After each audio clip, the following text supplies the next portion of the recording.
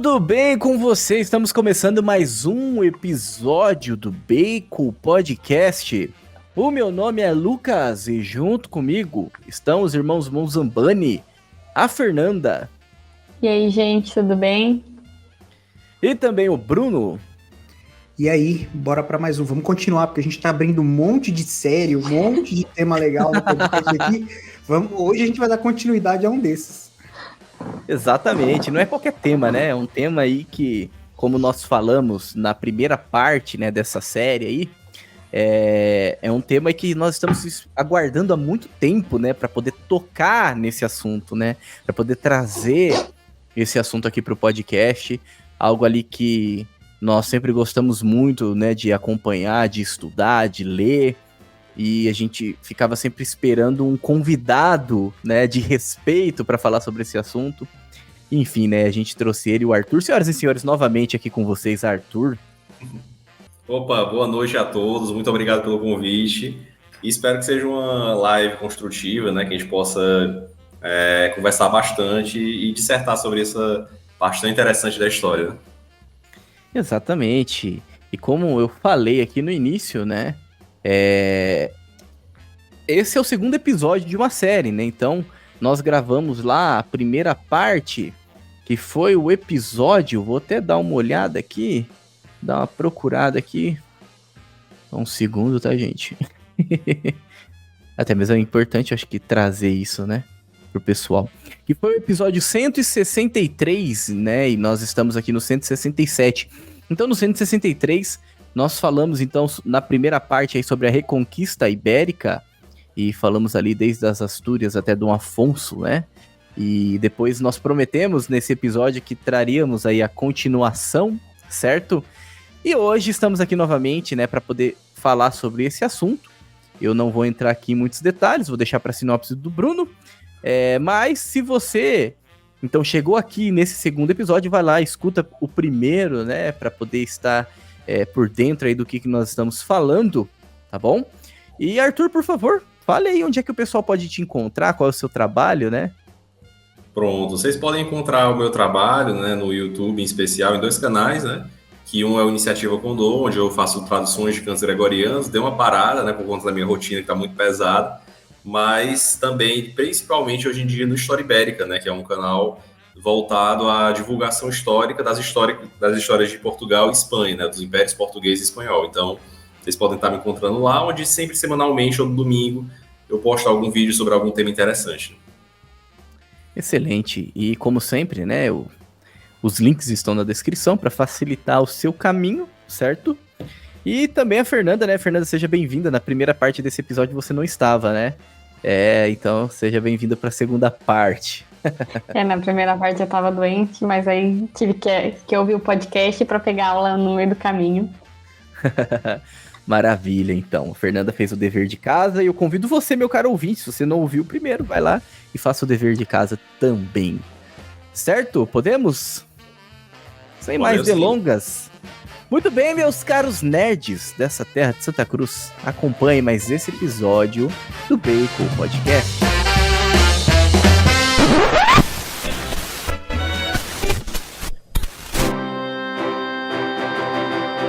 Bacon Podcast.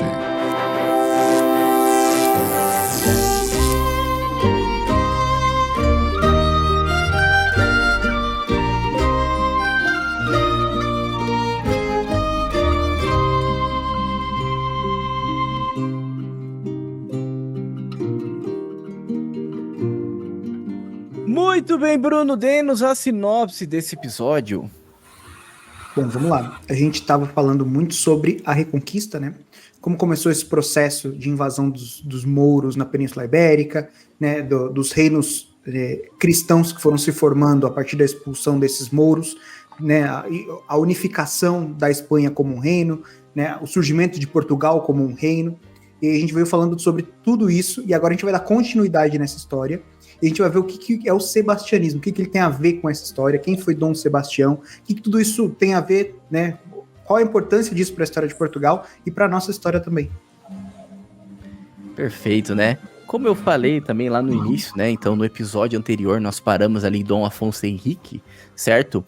Então, para falar sobre o sebastianismo, como o Bruno bem disse aqui, vamos começar pelo início, né? Pelo princípio de tudo, uma profecia, certo?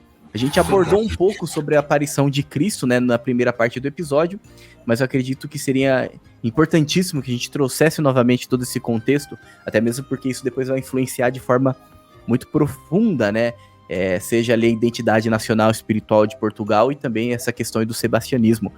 Por favor, Arthur, pegue nas nossas mãos e nos conduza pela história. Maravilha, com prazer. Então, como a gente estava falando já no episódio anterior, né, Dom Afonso Henriques, ele é praticamente não só o fundador de Portugal, como é praticamente um super-herói português, de fato, né? Entre os reinos ibéricos, né, assim, dos reis ibéricos, na verdade, ele é um dos mais proeminentes em termos de reconquista de territórios dos mouros, né? Eu acho que só quem reconquistou mais território que ele, em quantidade de extensão, realmente foi ali, talvez, Dom Fernando, São Fernando III de Castela, mas de resto, Dom Afonso Henriques fez um trabalho incrível, né? E Dom Afonso, a fundação do reino português é atribuído na Batalha de Ourique, né? Onde Dom Afonso Henriques, em face a 5 reis mouros, né, das taifas de Évora, Berra, Badajoz e Sevilhas, e Elvas, né? Ele fica desesperado, cai em desespero, sabendo que um contingente cristão pequeno vai enfrentar 5 reis mouros, né?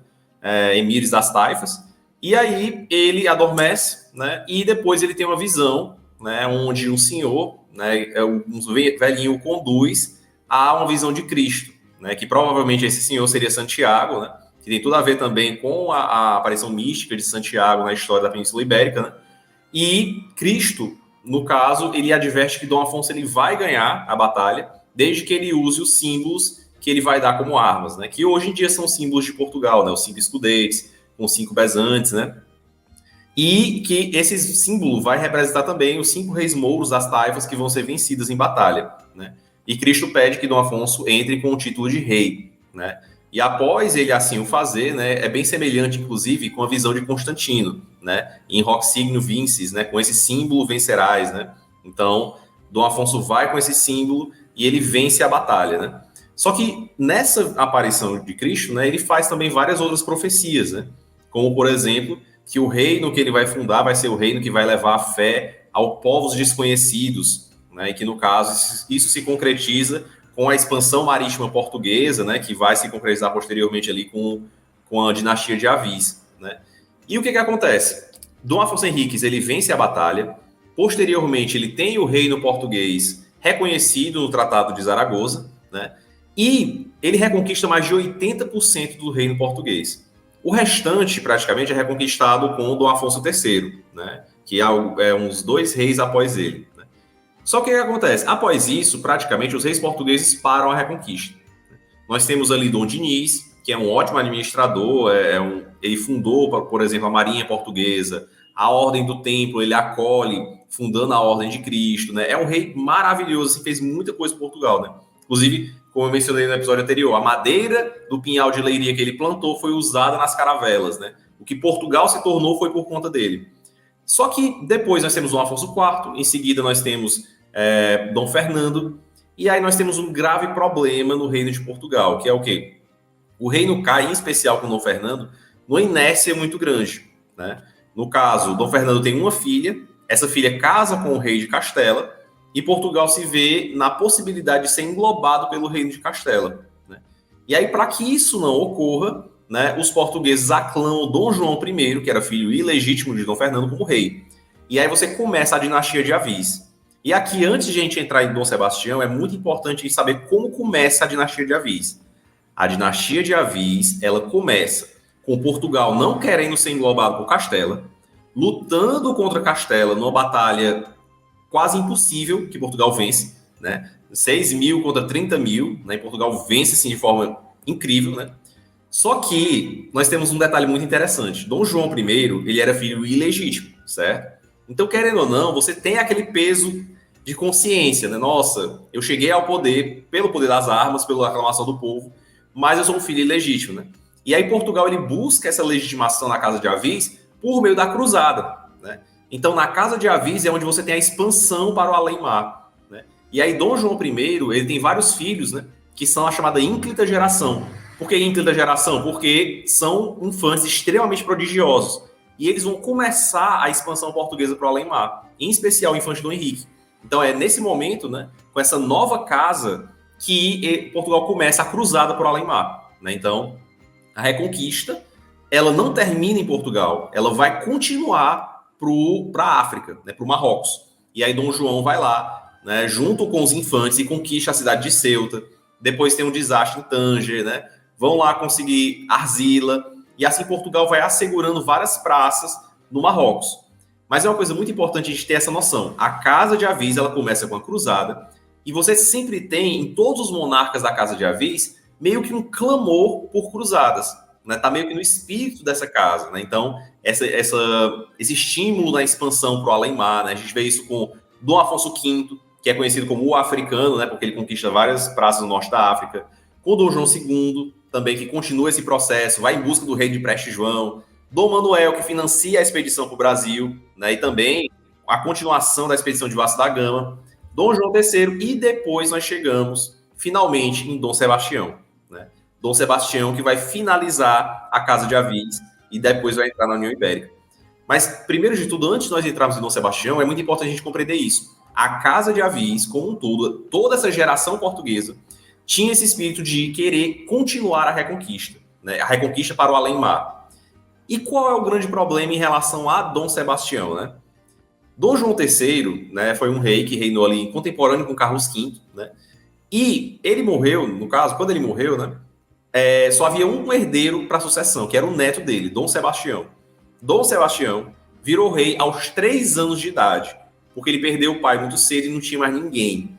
Então ele foi literalmente criado num berço de ouro. Para vocês terem a noção do que era a situação de Dom Sebastião, Dom João III, né, Dom João II, melhor dizendo, terceiro, né? Dom João III, num episódio da corte, foi oferecido lá, ele estava com o neto lá no colo, né? E trouxeram 2 copos, né? Um coberto para o rei e outro descoberto para a criança. O menino queria comer no copo do rei. Ele começou a achar graça e se vangloriava. Olha, desde cedo ele quer reinar, né? Mas uma coisa muito interessante, a birra de uma criança, né, de colo é tida como orgulho. Ou seja, Portugal ansiava por um rei, que era essa criança que iria reinar. Então, Dom Sebastião, desde muito cedo, já cresceu com essa noção de que ele era alguém muito importante, de que ele era o rei e de que ele iria conduzir Portugal para a glória. Né? E aí foi crescendo com a educação jesuíta, né? Também sempre incentivando esses ideais de cruzada, e também com muitos poetas, muitos nobres que incentivavam isso na cabeça do rei. Sempre rememorando Dom Afonso Henriques, toda essa questão, né? E aí o que acontece? Dom Sebastião, praticamente, ele cresce como um rei, um projeto de cruzado, entre aspas, né? Ele quer reconquistar o mundo inteiro para a cristandade, né? Então ele se veste como um cavaleiro desde pequeno, é sempre muito determinado, né? Tinha suas ordens já cumpridas, né? Tendia a ignorar o conselho dos mais velhos, né? E aí esse é o grande problema de Dom Sebastião, né? Que ele era muito precipitado nas coisas dele. E aí nós temos também outra coisa interessante, né? Que quando Dom Sebastião era criança, era praticamente ali um adolescente, Portugal se ausenta de enviar tropas, né, enviar embarcações para a Batalha de Lepanto, né?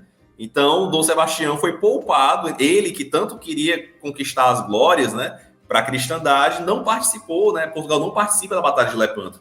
Então, ele tinha um projeto pessoal de assegurar a conquista de algo, né, para a cristandade.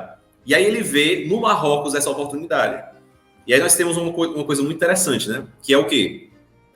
O Marrocos, né, que é aquela região do norte da África, era uma região que os portugueses sempre se interessaram muito.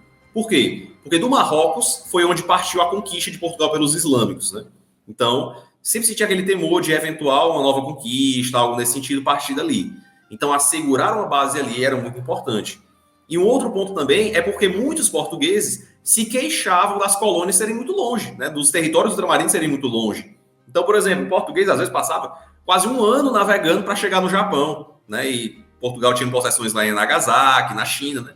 Então, poxa, para que eu vou navegar tão longe? Por que a gente não coloca uma coisa mais próxima, daqui pertinho, Marrocos, né? Então, era um destino atrativo, né? Que já era muito conversado naquela época. E Dom Sebastião cresce com essa mentalidade de conquistar o Marrocos, né?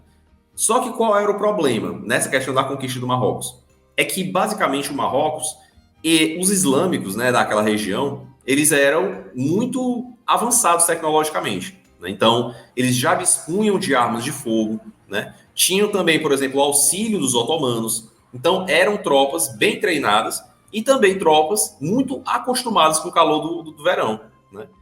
E aí, Dom Sebastião surge para ele a oportunidade perfeita, né? Rapaz, olha, teve uma crise sucessória no Marrocos, né, onde o emir do marroquino morre, e Dom Sebastião decide que vai ajudar um dos pretendentes a chegar no trono, desde que ele seja coroado como imperador do Marrocos, que o catolicismo possa ser pregado no Marrocos, né, e que também ele consiga 6 léguas de terra do litoral adentro, né? Então, para ele, era uma coisa perfeita. Meu Deus do céu, eu vou virar imperador, né, porque até então, apesar de a gente referir o Império Português, né, o rei de Portugal era apenas rei, ele não era imperador, né?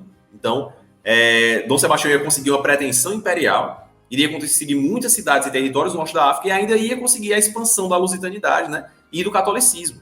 A gente tem que lembrar também, por exemplo, Santo Antônio queria ser um mártir pregando no Marrocos, né? O Marrocos, a relação de Portugal com o Marrocos é muito mais antiga do que a gente imagina, né? Então, Dom Sebastião decide empreender essa cruzada. Só que tem um problema. Qual o problema? O despreparo de Portugal, né? Filipe II, tio dele, oferece tropas para ir, né? Oferece 5.000 soldados. Se ele organizasse até 1577, ele não consegue. Ele envia só 2.000, né? As tropas vão para o calor do Marrocos, né? Um calor horrível, né? Em agosto, em alto verão, né? Entram no Marrocos mais de 60 quilômetros em caminhada, né? Lá exaustos, para no 4º dia de caminhada combater em Alcácer Quibir. E em Alcácer Quibir tem um desastre completo, né? Que é basicamente as tropas portuguesas são subjugadas completamente pelos marroquinos, né? Primeiramente que eles acampam muito mal. São vários erros estratégicos, eu até mencionei mais no vídeo sobre a batalha, né? Mas são muitos erros causados, em grande parte, pela teimosia de Dom Sebastião, né? Porque Dom Sebastião era praticamente um jovem, né? Assim, tinha 24 anos, mas muito espirituoso, não queria ouvir muitos conselhos, e ele tinha esse sonho de reconquista muito ávido na mente dele. Tanto que, quando a gente refere ali Dom Afonso Henriques, né? Dom Sebastião, ele manda literalmente abrir a tumba de Dom Afonso Henriques para pegar a espada dele para combater no Marrocos, né? Então ele vai para o Marrocos com a espada de Dom Afonso Henriques, né? Então ele quer continuar a cruzada no norte da África, ele quer ser o Dom Afonso Henriques da África, né? Só que infelizmente isso acaba mal, né? Então Dom Sebastião desaparece nos desertos marroquinos completamente, e aí cria-se um imbróglio, né? Onde é que está o rei? Ninguém sabe, ninguém viu. Ninguém achou o cadáver dele. Disseram que era o cadáver dele, mas ninguém tem certeza, porque acharam o cadáver dele já com 2 dias desde morto, né, que estava irreconhecível. Então, em Portugal, criou-se a esperança de que ele sempre iria voltar, né? E aí é que começa essa questão do sebastianismo, que é tão interessante, né, e que casa muito com esse espírito de reconquista, né? Por quê? Porque em Portugal, né, criou-se esse movimento sebastianista que acreditava que Dom Sebastião iria voltar. De alguma forma, ele iria voltar, né? E aí, entre outras coisas, surgiram escritos, né, dos mosteiros, né, encontraram escritos dos mosteiros, que envolviam, inclusive, a Batalha de Ourique, da promessa de Cristo prometendo a sua proteção até a 16ª geração, né? E Dom Sebastião era a última geração, praticamente, de reis portugueses sobre essa proteção, né? Então, cria-se ainda mais essa expectativa. Não, Dom Sebastião está protegido, e ele vai voltar a qualquer momento, né? E aí, qual era o grande problema? O reino de Portugal é englobado pela União Ibérica. Filipe II vira rei de Portugal, né? Portugal praticamente acaba sendo englobado pela Espanha. Assim, ele, apesar de ser um reino autônomo, né, ele perde bastante sua autonomia também, né, por conta dessa conglobação. E os portugueses ficam esperando a sua volta. E aí começam a surgir, em Portugal, vários farsantes dizendo ser Dom Sebastião, né? Então aparece um caso em Veneza, aparece vários na Espanha, alguns em Portugal, porque esse passa a ser o momento mais fácil de você virar um rei. Se o Bruno tivesse nascido louro, dos olhos azul, falasse português e soubesse mais ou menos algumas coisinhas, ele podia ser coroado como rei, né? Porque os sebastianistas acreditavam que Dom Sebastião iria voltar. Então, começam a surgir pretensos Dom Sebastiões que são desmascarados e acabam morrendo, né? Acabam sendo executados posteriormente, porque era um crime de lesa majestade, né? Um crime gravíssimo você se passar por rei, né? Mas aparece um caso em Veneza que é muito intrigante, que é o chamado Dom Sebastião de Veneza, né? Que é o quê? É alguém que aparece em Veneza que sabe muitas coisas sobre Dom Sebastião, sobre o reinado dele, né? Basicamente começa a falar os atos de governo de Dom Sebastião, mas que falava muito enrolado, né? Então, o idioma que ele falava era uma mistura de português com italiano, com espanhol, isso 20 anos depois do desaparecimento, né? E aí ele é preso e os espanhóis ficam loucos, assim, cara, a gente precisa prender esse cara, vai que os portugueses querem colocar ele no poder. Quando os portugueses sabem, aí é que o negócio fica sério, porque, rapaz, é o Dom Sebastião, né? Vamos resgatar nosso rei. E aí ele consegue convencer muita gente. Chegam as notícias até o Papa, até a corte espanhola. Começam várias inquisições, ele vai passando em tudo. Só que, após muita tortura, ele admite ser Marco Túlio Catizone, né? E ao final das contas ele é escravizado, né? Levado às galés. Depois ele consegue fugir e acaba sendo enforcado. Mas a gente fica sempre naquela pensamento, né? E se esse Marco Túlio Catizone for o Dom Sebastião, tivesse sido, né? E se ele quisesse, por exemplo, voltar ao trono e nunca tivesse conseguido, né? Então sempre fica essa perspectiva. Nossa, se tiverem... Você imaginar, por exemplo, um rei que saiu para uma cruzada no norte da África, tentando fazer o que é certo, voltou, foi traído, talvez tenha sofrido um acidente, perdido um pouco, ninguém sabe, passou 20 anos no exílio, tentou voltar e não conseguiu, acabou escravizado e morto, né? Então, é algo assim fascinante, é quase um homem da máscara de ferro português, né? E, pois é muito interessante isso. E os portugueses daquela época ficavam ansiando por esse retorno do Dom Sebastião, até que passou a época de Dom Sebastião voltar, né? Assim, humanamente ele não poderia mais estar vivo, né? E aí, no Brasil em especial, né, em Portugal se perdeu a esperança de seu retorno, uma vez que ele é humano e morria, né? Mas no Brasil, no interior em especial, muita gente começou a acreditar que ele voltaria encantado, né? Então, Dom Sebastião retornaria encantado de alguma forma para livrar o reino das incertezas, né? Todo mundo das incertezas. Então, no Maranhão começou a aparecer, por exemplo, lendas de que ele voltaria como um boi. No Pernambuco, de que o reino dele sairia de dentro de uma pedra, chamada Pedra Bonita, e sairiam soldados de pedra junto com Dom Sebastião para restaurar a glória de Portugal, né? Então, você nota que começou a surgir um messianismo em torno do Dom Sebastião. Mas isso também por conta da Você nota também que o brasileiro é muito criativo, né? Gente do céu. Com certeza, sem sombra de dúvida, né? O brasileiro é criativo demais. E assim, isso impacta também na própria essência do Brasil, né? Da construção do Brasil. Porque o sebastianismo, ele parte da seguinte concepção: vai aparecer um Dom Sebastião que vai retomar a glória junto dele, né? Ele vai voltar ao seu status de glória e nós vamos segui-lo, né? Mas note, sempre quem vai trazer a salvação é o Dom Sebastião, não é você que vai lá mudar a situação, né? O Dom Sebastião, ele vai aparecer e você vai ajudar ele, né? Então, isso até impacta muito essa questão da mentalidade do brasileiro de que as coisas estão ruins, tá ficando pior, mas vai aparecer alguém que vai resolver tudo, uma hora vai dar certo, né? Então, é muito interessante notar como o sebastianismo vai mudando essa questão, né? E aí, o que acontece? O período da União Ibérica, né, é um período que, sinceramente, assim, para todo católico, né, é muito confuso, entre aspas, a sua opinião, geralmente, sobre a União Ibérica, né? Por quê? Porque a Espanha, ela prejudicou muito Portugal por querer fazer o que é certo, curiosamente, né? Assim, na perspectiva católica, pelo menos, né? O que foi o Império Espanhol?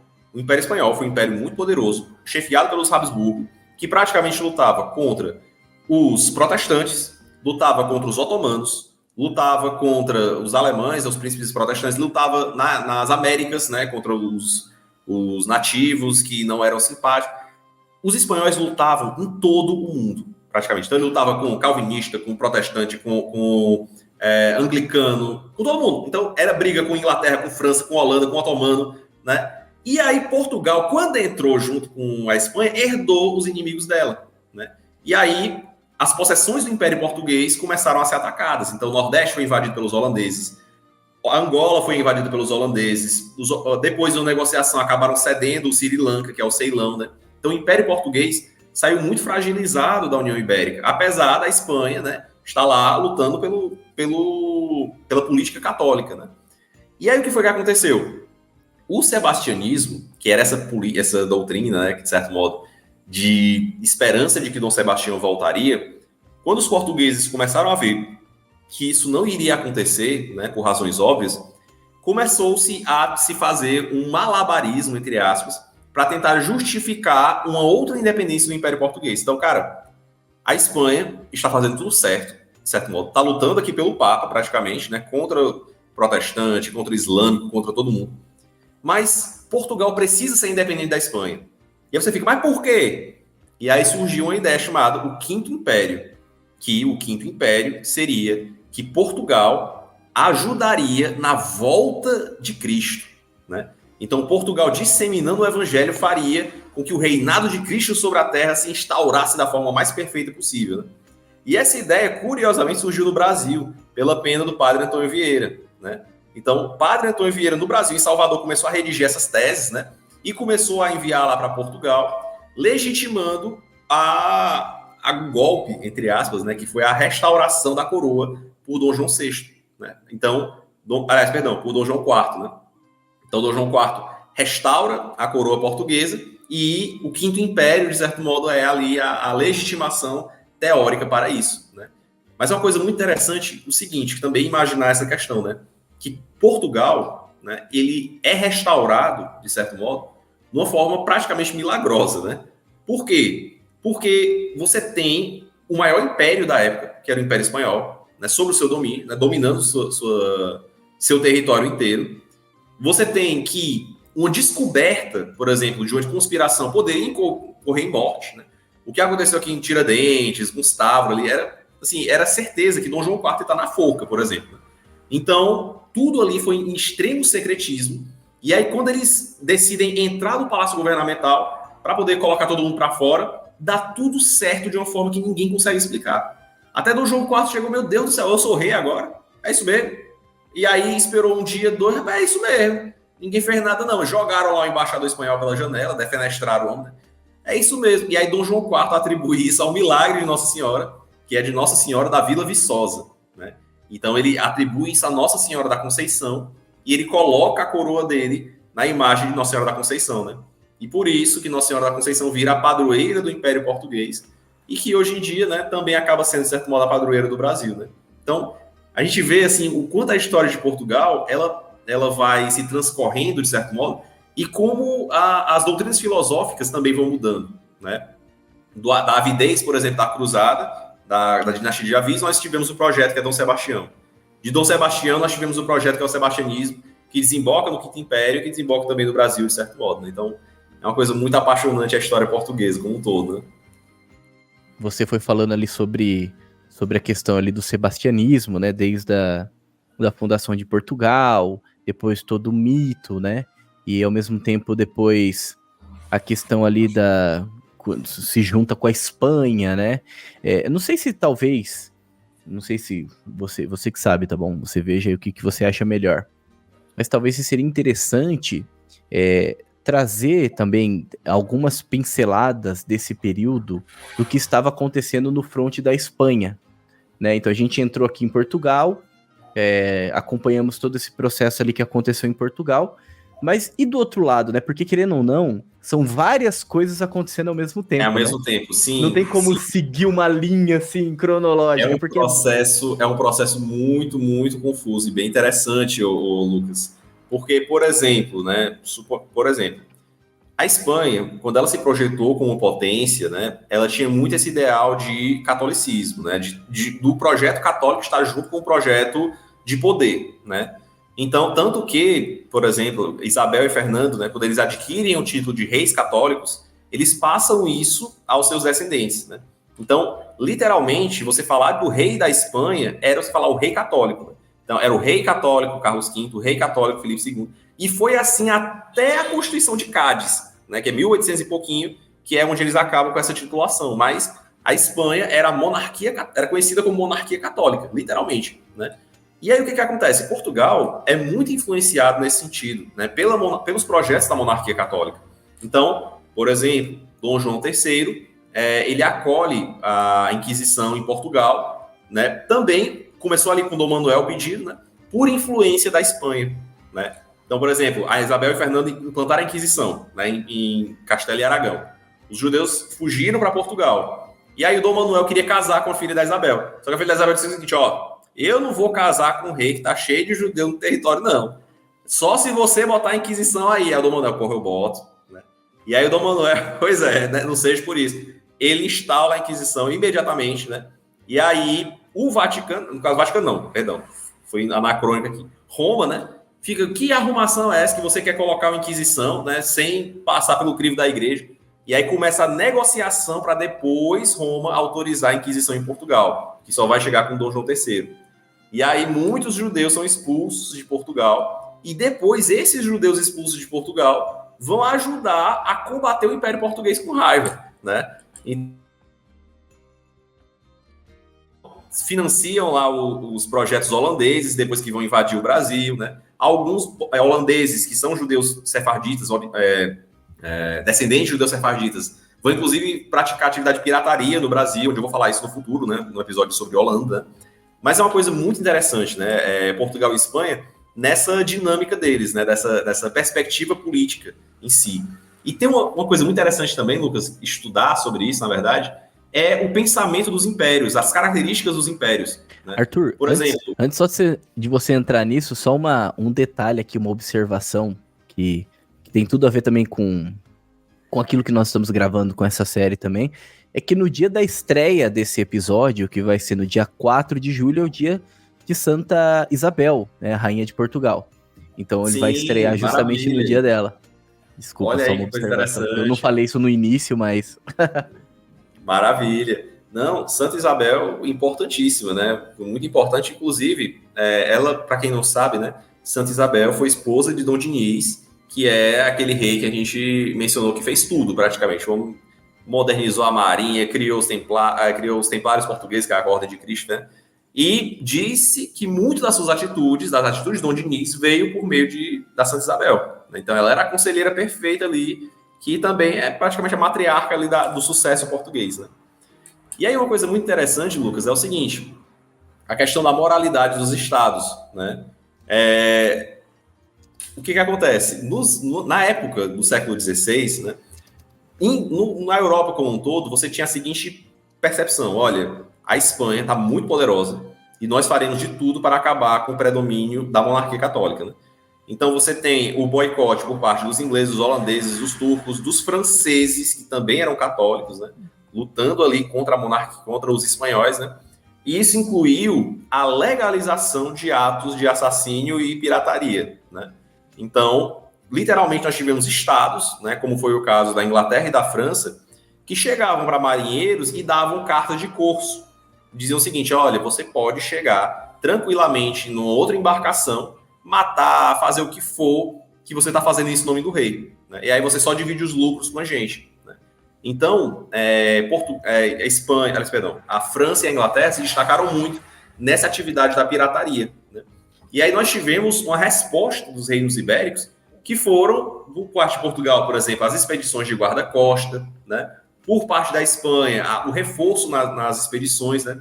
Mas essas lutas começaram a acontecer também nos mares, né? Que eram lutas praticamente de espoliadores contra os conquistadores. Né? Então, sempre que você falasse, por exemplo, o Império Britânico, ele começou de uma forma linda, né, ali, pelo princípio da liberdade religiosa. Não, o Império Britânico ele começou assaltando mercadoria, né, literalmente, ou então chegando ali no litoral e fazendo arruaça, que é, inclusive, uma coisa, Lucas, pouco comentada, né, essa questão da pirataria britânica, inclusive na costa brasileira, né? Nós tivemos alguns episódios que eu quero falar sobre isso no próximo vídeo, né? Que durante a União Ibérica, por exemplo, o Brasil sofreu muita atividade de pirataria, né? E a pirataria era uma coisa bizarra, não era que nem Piratas do Caribe, lindinha, não, né? Então os piratas chegavam ali na costa, era sem lei mesmo, era estupro, morte, o que você possa imaginar, né? E aí, na União Ibérica, você tem a criação de várias fortalezas justamente para lutar contra os piratas. Né? Então, por exemplo, o Forte de Natal é criado na União Ibérica, né, e tudo mais, certo? Desculpa, eu tô fugindo demais do tema, né? Tô começando a falar aqui sobre outras coisas, né? Não, fica à vontade, pode falar. Pronto, Ainda assim estamos dentro ainda da Reconquista, né? Esse é o...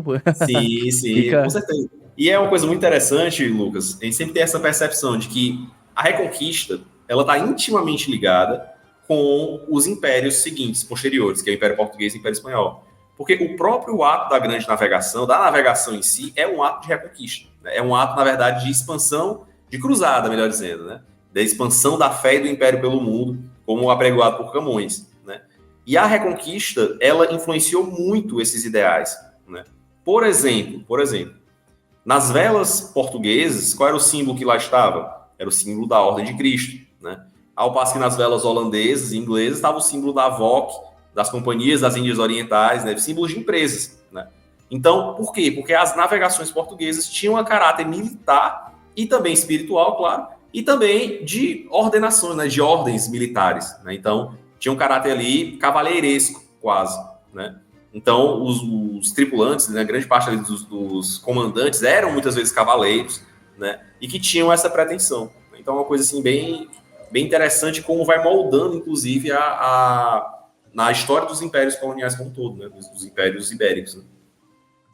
Né? É interessante isso que você está falando, Arthur, porque traz para a gente uma outra visão daquilo que é a nossa história, daquilo que é a história do Brasil, a história de Portugal. Porque a gente estuda tudo isso na escola, né? Acho que a maioria dos nossos ouvintes também já teve algum contato de alguma forma com essas histórias, mas a gente sempre tem um viés muito diferente. Então, quando, por exemplo, a gente estuda sobre as navegações, a gente não aprende nesse sentido de que era uma herança da Reconquista, era uma cruzada, era algo espiritual, era algo militar. Não, a gente aprende como os portugueses queriam vir aqui roubar o pau-brasil, as riquezas naturais do Brasil, enfim, e é bonito de ver como, assim, uma coisa é conectada à outra, então como a fundação de Portugal está intimamente conectada, inclusive, com a fundação do Brasil, com a descoberta do Brasil, com a evangelização do Brasil. É interessante de ver que Portugal surge depois de uma grande batalha, onde existiu uma visão de Jesus, e aí depois a gente vê Dom Diniz, que faz todo o trabalho de organizar a marinha portuguesa, que foi a marinha que veio para o Brasil, que trouxe também os portugueses para cá, mas não num sentido exploratório, mas principalmente num sentido de cruzada, de expansão, de propagação da fé, de propagação dos ideais, né, dos ideais católicos, dos ideais portugueses, como o fim da União Ibérica também acontece graças há uma visão de Nossa Senhora, há uma intercessão de Nossa Senhora. Então é bonito de ver como tudo isso é intercalado e como isso vai moldando tanto a história de Portugal como a história do Brasil.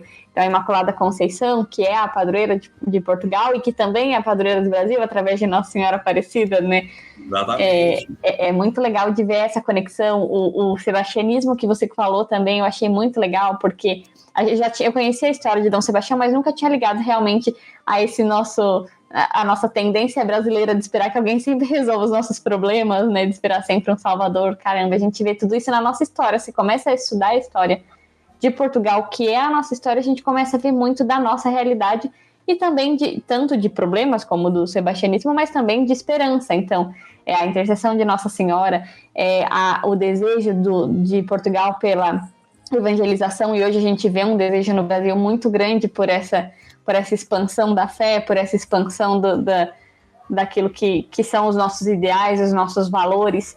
Então é muito bonito de ver como estudando a nossa história a gente consegue ver muito da nossa vocação, né? De certa forma. Exatamente.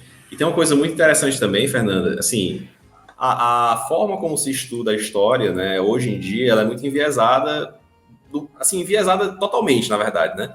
O que acontece? Como você mencionou, não, os portugueses eram apenas exploradores que viriam aqui roubar as coisas, né? Na verdade, o que acontece? Na história como um todo, você sempre tem personagens bons e ruins, né? Em todas as épocas, inclusive a nossa, né? Então, por exemplo, no Império Português, quando chega-se aqui no Brasil, né? Logo no começo, você tem um grande problema em relação aos índios, né? E depois vem Dom Sebastião, que faz uma lei contra qualquer abuso em relação aos índios, né? E tudo mais. E o que acontece? A Ordem de Cristo, ela é uma ordem cruzada, né?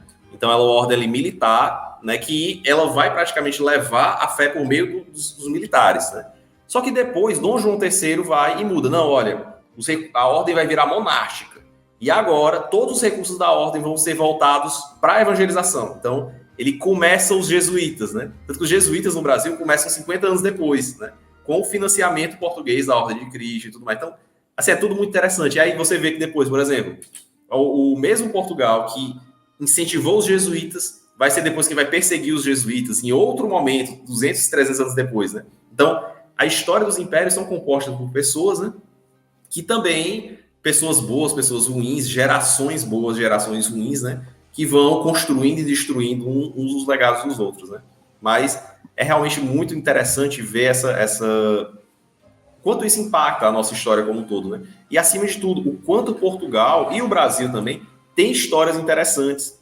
Por exemplo, pessoal, essa história do Dom Sebastião de Veneza é uma coisa que ninguém sabe e que daria livros e séries e filmes assim, interessantíssimas, belíssimas, e que praticamente ninguém conhece, né? Porque justamente tem esse menosprezo da história de Portugal, que inclusive muitos portugueses não conhecem. Nas próprias histórias da Reconquista, né, muitos portugueses não conhecem e parece que são roubados da própria história, né? Você rouba o seu passado, entre aspas, né? Porque você não o conhece e você é poupado dele, né? Privado dele, melhor dizendo. Então, por isso que eu trabalho muito no canal, justamente para tentar trazer essa noção, né, para as pessoas de que, olha, no passado existiu, eu sou da família Castro, por exemplo, existiu um Castro lá lutando em Portugal, né, na Reconquista, e que fez isso, né, e que hoje em dia você está aqui por causa dele, né. Então é uma coisa muito interessante você imaginar e você conhecer, de fato, né. E você fala que dá filme, mas não precisa nem ir tão longe. A própria Batalha de Ourique ou a Batalha de Aljubarrota seriam épicos e épicos e épicos, muito melhores que muito filme que a gente vê por aí. Toda essa questão de expansão marítima, tudo isso. E, Bruno, Dom Afonso Henriques, que não mencionei, Dom Afonso Henriques é o super-herói português, eu falo isso porque o que acontece? Ele é o cara, né? A Batalha de Ourique é fantástica, mas nós temos outra batalha, como até mencionei na live passada, de Santarém, né? Onde, basicamente, ele tá lutando lá e aparecem outros lutadores com ele que ninguém sabe quem é, né? E ele ganha a batalha, assim, de uma forma impressionante, com um monte de guerreiro que ninguém sabe quem foi, né? E outros episódios, né? Chega os cruzados, ele, rapaz, vem cá, vamos reconquistar Lisboa comigo. Reconquista Lisboa, bota lá os templários para povoar o sul de Portugal, vai se expandindo para o sul. Então, Dom Afonso Henriques é uma pessoa, assim, é um personagem importantíssimo na história portuguesa que reconquistou praticamente tudo. E a Fernanda mencionou uma coisa muito interessante, essa questão da intercessão mariana, né, ao longo da história portuguesa também, né? Que é algo também pouco conhecido e pouco dissertado. Eu fiz até um vídeo sobre isso, que é a intervenção de Maria na história portuguesa, né? Que, assim, se você for parar para ver, né, hoje em dia, talvez Portugal e Espanha sejam os países que mais se tem nomes Marias, né? Então, você vê, antigamente, por exemplo, só se conhecer pelo nome, é a Cidinha, a Aparecida, é a Fátima, todo mundo era Maria sem conhecer já pelo segundo nome, né? Porque Portugal é um país extremamente mariano, né? E isso já começa com Dom Afonso Henriques, né? Que ele consagra a conquista de Lisboa a Nossa Senhora da Conceição, né? E depois vários eventos vão acontecendo, inclusive na história do Brasil também, ligados a isso, né? Pouca gente conhece, por exemplo, a questão da aparição a Paraguaçu, né, de Nossa Senhora, né? Que é o que acontece, basicamente, né? Ela sonha na Paraguaçu, que é a Índia que Caramuru conhece, né? Deixa eu voltar assim, um pouco mais, contextualizar, essa história é muito interessante, né? Sim. O que acontece? Tem um náufrago português, né, que é Diogo Álvares Corrêa, que ele é conhecido como Caramuru, porque ele chega no meio dos Tupinambás, né, e eu vou ser comido vivo. E aí uma mulher chega e diz, olha, para com isso que eu vou casar com ele. Ela casa com ele, que é a Paraguaçu. Uma índia muito boa, né, assim, muito tranquila, que integra ele na sociedade Tupinambá. E um dia ela começa a sonhar, ter sonhos com homens náufragos, né, sofrendo com frio, com fome, e uma mulher no meio deles, né, com uma criança nos braços. E ela fica desesperada, meu Deus do céu, cadê esse povo, né? E ela fala para o Caramuru, manda todo mundo ir atrás, né, dessas pessoas para salvá-las, né, porque ela tem certeza que viu isso, que era uma realidade. E aí eles encontram os náufragos, mas não encontram a mulher, né? E depois, quando ela vê uma imagem de Nossa Senhora, ela reconhece como sendo a mulher do sonho, né? Que basicamente estava avisando que aqueles portugueses estavam precisando de ajuda, né? E aí ela cria uma capela, né, lá em Salvador, que existe até hoje, né, dedicada à Nossa Senhora, né, dos náufragos lá, que socorreu esses náufragos, né? E o que acontece? Quando a gente volta lá para a história da restauração, né, já na restauração, em Aljubarrota, Santo Nuno também consagra a Nossa Senhora da Conceição e vence, né? Quando a gente volta para a história da restauração, você vê que Portugal proclama o dogma da Nossa Senhora da Conceição. Todo português tem que defender com a própria vida esse dogma, e quem não defender tá expulso do reino, né? Então você vê assim como o marianismo, né, a Maria como um todo, a devoção mariana está intimamente ligada com a história de Portugal, né? Em todos os prodígios, em todas as situações possíveis. E só um comentário que você falou, um negócio que eu achei engraçado. Que você falou assim, não é todo português, né, que estava conivente com a escravidão. E aí é até interessante porque em diversos momentos a gente falou, né, de ter um olhar de que o português não é o vilão. Porque do jeito que a gente aprende, literalmente parece que o português é o vilão Disney, entendeu? É aquele vilão, assim, não tem um pingo de bondade. Mas espera aí, em toda época existiram pessoas boas e pessoas ruins. Claro que existiam portugueses que não estavam nem aí com os índios, que queriam se aproveitar dos índios, existiam, mas também existiam aqueles que queriam evangelizar os índios, que existia um São José de Anchieta que fez a gramática do Tupi, que ensinou os índios, que conviveu com os índios, que evangelizou os índios, ensinou teatro para os índios, música para os índios, enfim, arte para os índios. Então, a gente tem sempre essas duas figuras na história, a gente tem que ser honesto e olhar para elas. Sim, existiram abusos, sim, existiram pessoas ruins, mas também existiram pessoas muito boas. E se hoje a gente está aqui é graças a essas pessoas, né? Nós não existiríamos, o Brasil não existiria se não fossem os portugueses.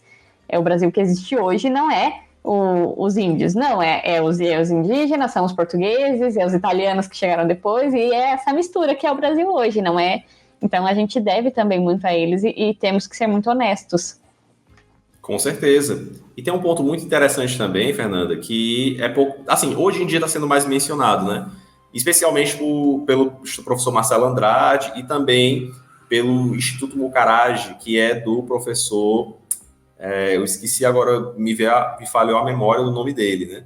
Mas que é justamente a questão da integração do Brasil como parte de Portugal, parte integrante portuguesa durante o período de ocupação, né? O período em que o Brasil era parte de Portugal. Que basicamente ele faz o quê? Ele refuta essa tese de que o Brasil era uma colônia de Portugal, de que Portugal enxergava o Brasil como uma colônia, né? Esse termo sequer é citado, né? Na época, o Brasil era o Estado do Brasil, né? E os portugueses daqui eram tão portugueses quanto os portugueses de lá, né? Aí, as teses que levantam-se, né, de que, aqui não tinha universidade, né, mas aqui tinha cursos superiores, né? Inclusive, eu até fiz um vídeo sobre isso, o Colégio, né, Jesuíta de Salvador, é um exemplo, né, dos cursos superiores que haviam aqui, né, tinha português, matemática, teologia, filosofia, vários cursos. Mas o Brasil não podia ter fábrica, né? Outro argumento. Mas, na verdade, a fábrica é uma coisa muito própria do século XVIII, já no final. Antigamente não existia esse negócio de fábrica, né? E os engenhos eram extremamente complexos, né? E o decreto de Dona Maria I, proibindo as fábricas do Brasil, ele acontece por quê? Por conta, primeiramente, de um equívoco do embaixador dela, né? Do ministro dela, que é, inclusive, do Marquês de Pombal também, né? Que ele acreditava que se o Brasil tivesse muitas fábricas, ia acontecer a mesma coisa que os Estados Unidos. Tinha acabado de acontecer a independência americana, né? E aí tem-se essa percepção equivocada, ela proíbe, mas em seguida, depois, ela permite novamente, né? O decreto permitindo as fábricas.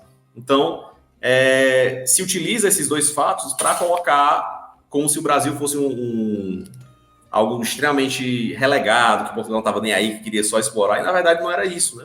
Se a gente observar cidades históricas no Brasil, todas são cópias, praticamente cópias, assim, de tudo que tinha em Portugal, né? O Brasil era um Portugalzão muito espalhado, porque Portugal tinha pouca gente, né? Então, é algo muito interessante essa percepção. Inclusive, né, Lucas, voltando à questão que eu estava falando anteriormente, né? Dom João VI, quando ele estava restaurando a coroa, né? Antes dele restaurar a coroa, ele estava morrendo de medo, né? Ele, meu Deus do céu, tá a União Ibérica aqui, né? Filipe IV é o nosso monarca, que é inclusive conhecido como Rei Planeta, porque as possessões dele estavam no planeta inteiro, né? É um apelido de Filipe IV. E ele fica assim desesperado, eu fico, meu Deus do céu, se eu restaurar aqui e me pegar, eu vou perder a cabeça, eu vou morrer. E aí, né, graças à esposa dele, né, que é Dona Luísa de Gusmão, ele restaura, né, a coroa portuguesa. Ele entra mesmo nos planos dos conspiracionistas, né? Porque Dona Luísa de Gusmão, que era a mulher dele, chega para ele e diz o seguinte: olha, eu prefiro ser rainha um dia do que duquesa o resto da vida. Ele, não, então pronto, minha mulher, é isso mesmo. Se a gente for pra forca, a gente vai junto, né? Mas você vai ter sido rainha. E aí ele vai e endossa os planos da restauração, né? E aí tem uma coisa muito interessante. Dom João IV, mesmo endossando os planos, ele fica morrendo de medo da descendência dele morrer, né, dos filhos. E aí o que ele faz? Ele cria o título de Príncipe do Brasil para todos os monarcas, começando com Teodósio. Porque é o seguinte, se a Espanha entrasse em Portugal de novo, o plano era: manda o Teodósio e os meus filhos para o Brasil e continua o reino de lá, tá entendendo? O padre Antônio Vieira já tinha falado, olha, qualquer coisa pode continuar o reino daqui. Salvador, a gente não parou para pensar sobre isso, mas Salvador era a segunda maior cidade do Império Português, né? Era tipo, não era uma cidadezinha ali, uma vila, era uma cidade mesmo, né? Depois de Lisboa, era Salvador, né? Então, tinha-se esses planos de continuação da monarquia, né, a partir do Brasil. E por isso, todos os sucessores, antes de virar rei de Portugal, todo mundo antes era príncipe do Brasil. Sempre assim, príncipe do Brasil era o herdeiro, depois virava rei de Portugal. E aí nós tivemos, né, chegamos no salto geracional, né, chegamos a Dom João VI, que é o único monarca que chega no Brasil sendo príncipe do Brasil, né? Então ele chega aqui como príncipe regente, mas ele chegava num local onde ele estava conhecendo pela primeira vez o local de onde ele sempre foi príncipe. É tipo assim, a Fernanda é a princesa do Pará, só que ela nunca foi pro Pará. Como é que é o Pará? Eu não sei, eu ouvi dizer, lá tem Belém, né? Tem açaí. Aí imagina só a Fernanda chegando lá, caramba, pegando lá o açaí, vendo lá as coisas. Sempre fui, durante 30 anos, princesa desse lugar, e nunca... Você fica maravilhado, né? Fica, caramba. E aí esse foi a percepção de Dom João VI quando chegou aqui, né? Tanto que a primeira coisa que ele faz é elevar o Brasil à condição de reino. Ele, olha, não vou ser mais príncipe do Brasil, vou ser rei do Brasil. Então, ele cria o reino de Brasil, Portugal e Algarves, que tem como primeira rainha, né? No caso, a mãe dele, e ele como príncipe regente, e depois ele vira o rei, né? E Dom João VI amava tanto o Brasil que até quando Dom Pedro I proclamou a independência, que foi algo contra a vontade dele, o pessoal diz, não, ele queria a independência. Não, né? Dom João VI tentou, inclusive, fez tratativas para voltar a ter o Reino Unido, né? Mas não conseguiu. Mas quando Dom Pedro I virou imperador do Brasil, nas negociações da independência ele colocou lá, olha, Pedro, você vai virar até imperador, mas eu vou ser o imperador titular e você vai ser só o de fato. Mas ele morreu com o título de imperador do Brasil. E é uma coisa muito bonita a gente pensar isso. Caramba, Dom João VI, ele cresceu como príncipe, elevou a reino e morreu como imperador, mesmo tendo perdido o Brasil, ele queria, eu quero levar o Brasil no meu título, né? E ele morreu amando o Brasil, lá em Portugal, exilado praticamente, né? Obrigado pela Constituição maçônica portuguesa, né? E hoje em dia, na historiografia brasileira, quando se vai tratar de Dom João VI, é sempre depreciando, sempre colocando características negativas, né? E isso mostra, assim, o quanto o brasileiro, acima de tudo, ele nasce praticamente odiando a própria história, né? O brasileiro, ele é ensinado a odiar a si mesmo, a odiar a própria história, a odiar os portugueses, né? Porque todo brasileiro cresce com assim, não, eu fui roubado, eu não dou certo por conta disso, né? Porque o Brasil, roubaram o ouro do Brasil, sendo que o Brasil hoje em dia, em 10 anos, você tira a quantidade de ouro que Portugal tirou daqui, né? No período de mais de 300 anos. E fica-se sempre nessa mentalidade, né? Então, o Brasil ele cresce desprovido praticamente de orgulho, né? E esse é o orgulho que impede também o Brasil de ir para frente, né? Então, uma análise historiográfica séria, né, levando realmente em consideração tudo aquilo que aconteceu, é algo importantíssimo para a construção da memória nacional, que hoje em dia é depredada, né? Exatamente, e interessante que a conversa, né, nós falamos aí, estamos falando aí sobre a Reconquista, mas é justamente para poder entrar, né, nessa conclusão que você fez, que é se voltar depois para o Brasil, né, para nossa cultura, a memória nacional, a educação. Lucas, desculpa te interromper aqui, me veio um insight aqui, sinceramente. É que é o seguinte, hoje em dia, eu vejo até mesmo os movimentos católicos como um todo, né? Cristãos como um todo, né? Que às vezes copiam muitos memes americanos e tal. Mas eu sempre vi um foco muito grande, por exemplo, nas cruzadas. E as pessoas esquecem totalmente a Reconquista, né? A gente vê, por exemplo, o culto, de certo modo, uma vanglória muito grande a Balduíno, né, quarto, que foi o rei leproso, que venceu o Saladino, que é algo, assim, sensacional, né? Mas as pessoas não conhecem lá o Afonso Henriques, né? Não conhecem o Dom Fernando, né? Os nobres que lutaram ao lado deles, o próprio Dom Sebastião, quando fala de sebastianismo do Brasil, fala, Canudos, né? Canudos tinha um cara, você nem imagina quem foi o Dom Sebastião, o que ele fez. Né? A loucura que foi o pessoal querendo tomar o trono, que são histórias interessantíssimas e que o brasileiro hoje em dia não sabe, né? Não sabe. Foram grandes heróis, grandes pessoas que fizeram grandes coisas e que estão esquecidas, né? Quase ali uma camada de terra que é colocada sobre a história, né? E que o brasileiro não conhece, de certo modo, a própria grandeza, né? Em decorrência disso. E é exatamente isso, né? A ideia dessa série é justamente para trazer essas histórias que depois elas vão formar, né? Depois o Brasil é formado a partir disso, né? Seja ali a partir ali do descobrimento, enfim, mas a cultura como um todo, né? Nós viemos dali, certo? Assim, é claro, não eu, Lucas, né? Não o Bruno, não, enfim, mas o Brasil ele surge a partir dali, né? Então, aqui nós já falamos várias vezes sobre o descobrimento, aquele período, o Brasil colônia, já falamos várias vezes sobre o Brasil império, já falamos aqui várias vezes sobre as navegações. As navegações é um tema que entra em praticamente todos os temas voltados para o Brasil, sempre a gente se volta para as navegações, né, de alguma forma. E falar da Reconquista, né, falar ali um pouquinho da história de Portugal, falar um pouquinho ali da Espanha, falar de todo esse histórico, né, uma história de heróis, né, de santos, uma história épica, justamente para isso, né, para esse resgate, né, da memória ali nacional, esse resgate da história mesmo. Então essa é a ideia, né, a ideia dessa série é essa mesmo. E acho que mais do que isso, né, é poder olhar para essa história, mas entender a luz da divina providência. É entender quando a gente cita, por exemplo, aparições de Nossa Senhora, quando a gente cita aparições de Nosso Senhor Jesus Cristo, na fundação desses reinos ou nessas campanhas militares, é entender que, de fato, toda a nossa história é conduzida à luz da divina providência. E a gente ter esse olhar. Então, não olhar só para a história como uma história, como algo que nós estamos simplesmente estudando, mas é o que a gente está, de fato, vendo a ação de Nosso Senhor Jesus Cristo que nos trouxe até aqui. Você fala, não o Bruno, não a Fernanda, nós também, né? Pode ser que não, talvez de sangue, não sei se alguém aqui tem sangue.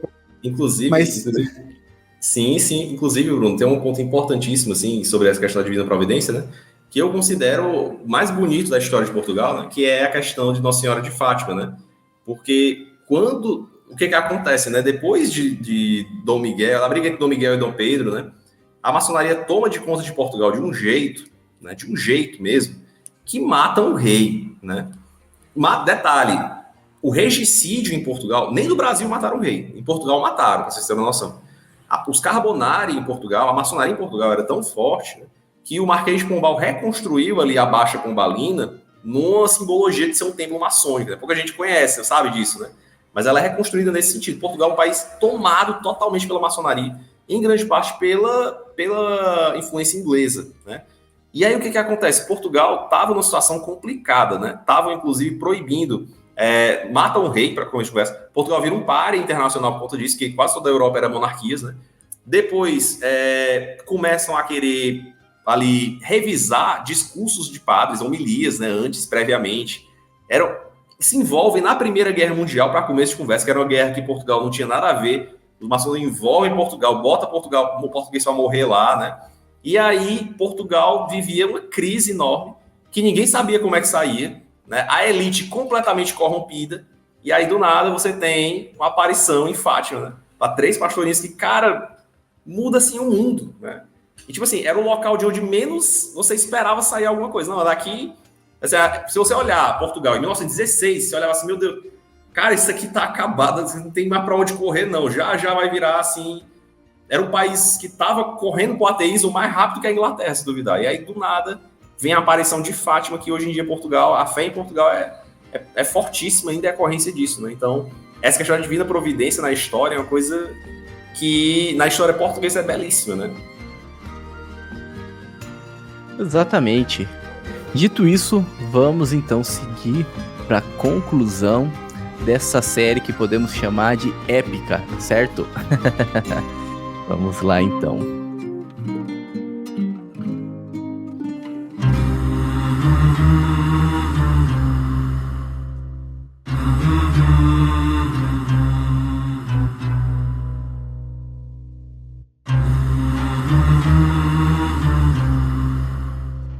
Muito bem, estamos concluindo mais um episódio aqui do Bacon Podcast e concluindo essa série aí que nós falamos um pouco sobre... A gente trouxe aí o Arthur, né? O professor mesmo, o Arthur deu essa aula para nós sobre a reconquista da Península Ibérica e espero que seja aí as primeiras participações de muitas outras participações para falar de muitos outros assuntos. Quem sabe até não jogar uma lupa em algum dos temas que já foram levantados aqui, certo? Então a gente tem tanta coisa para falar, né? Esse conteúdo a gente entende ali como uma introdução, mas a gente pode focar em alguma coisa específica, né, que aconteceu, e também em outros momentos também da história aqui do Brasil também, enfim. Então, Arthur, seja sempre bem-vindo, tá bom? Ao Bacon Podcast. Muito obrigado pela participação, pela oportunidade, na verdade, né? Eu sei que eu falo às vezes, sai um pouco do tema, acabei me prolongando, depois volto de novo, eu sei que pode ser um pouco confuso, mas é porque é uma história que está muito interligada, inclusive com a nossa história, né? E que tudo se explica com o passar do tempo, né? Então, você estudar a história de Portugal, né, a história do Brasil, é um caminho sem volta, né? E acima de tudo, né, é um caminho sem volta quando você estuda da maneira correta, né? Se você for estudar ali só ciclos econômicos, que nem são nos livros de história escolares, você vai morrer de tédio. Agora, quando você vê a caminhada de fato de pessoas, como elas viveram, como é que elas faziam, né? Você imaginar o Vasco da Gama. O cara chegou na Índia, como é que ele falou em indiano, né? Ali para comunicar o que ele queria. E se o cara respondesse não, depois de ele ter viajado metade do mundo, o que ele ia fazer? Então, assim, é uma coisa de louco mesmo, que só mesmo a esperança, né, a certeza, a fé e a vontade de comerciar, a vontade de espalhar o evangelho podiam justificar, né? Então, é uma coisa belíssima você entender e ver a história sobre esse prisma, porque muitas coisas começam, de fato, a se explicar e a fazer sentido, né? Perfeito. Maravilha, né? Então, reforçando os recados lá iniciais, os links para você encontrar o trabalho aí do Arthur, especialmente ali o canal dele, História Ibérica, ele vai estar aqui na descrição, tá bom?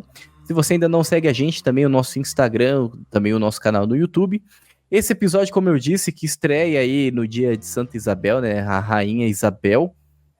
Então, um dia muito propício para poder falar sobre esse tema. Se você gostou, por favor, deixe o seu like, compartilha, envie aí para seus amigos, envia para os seus familiares, que será de grande ajuda, certo? Agradeço você que nos acompanhou até esse momento. Fique com Deus e que a força do Bacon esteja com você.